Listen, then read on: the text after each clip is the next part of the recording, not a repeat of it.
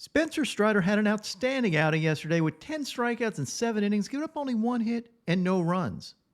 Here's a look at his 10 strikeouts from yesterday. And after I tweeted this, one of my followers commented that these pitches look great, but one of these pitches should have been hammered.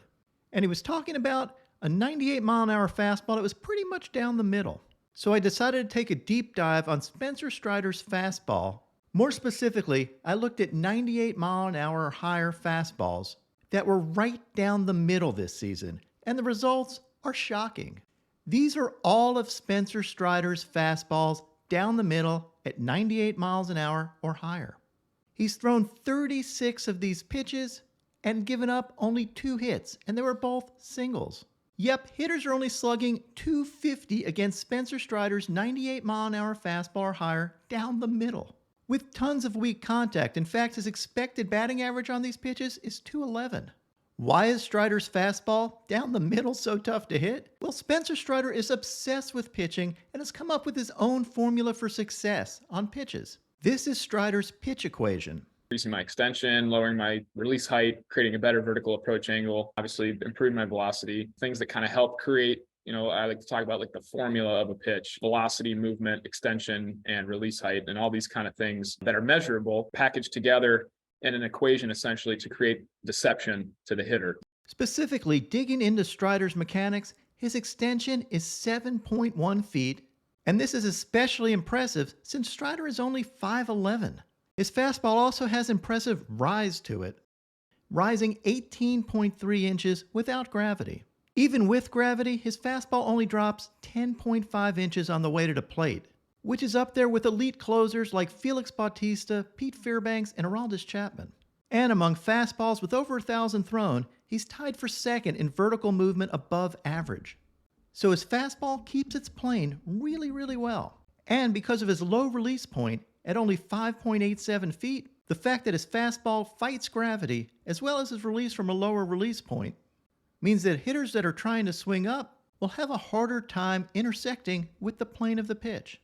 That's right, sometimes shorter pitchers have an advantage. His vertical approach angle of his fastball is only 4.5 degrees.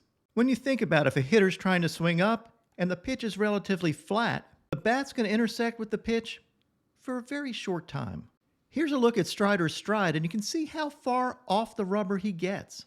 He's releasing the ball closer to the plate, which makes it much tougher for a hitter, making his already fast fastball seem to be faster due to perceived velocity. Here's Strider in his own words discussing the importance of stuff and his mindset when pitching. He's not trying to be overly focused on command, but is trying to fill up the zone and letting his stuff do the work, relying on his own pitch equation for his success. You can't ever downplay that. I mean, people try to make the argument that, I'd rather have command over velocity. And I'm like, I don't think you would. I don't think you would.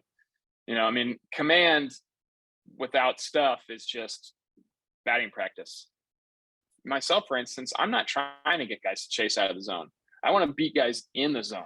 And that's kind of how the Braves raised me, is you have the ability to beat guys in zone. The Tyler Glasnow approach of, let me throw all my stuff hard in the zone and tunnel in that window that I'm likely to get swings, which means I'm likely to get contact that's weak when I do, and I'll get a lot of swings and misses, and I'll throw a lot of strikes. And that's Lastly, Strider's a perfectionist, and you can see his response when I asked him about what success is. His obsession with pitching, as well as his unique physical talents, is what makes Spencer Strider's fastball so explosive. And if you like this video, make sure to hit subscribe. I'd really appreciate it. Success is striking out every batter on 3 pitches and throwing an 81 pitch perfect game with 27 strikeouts. That's success. It's possible. I can do that theoretically.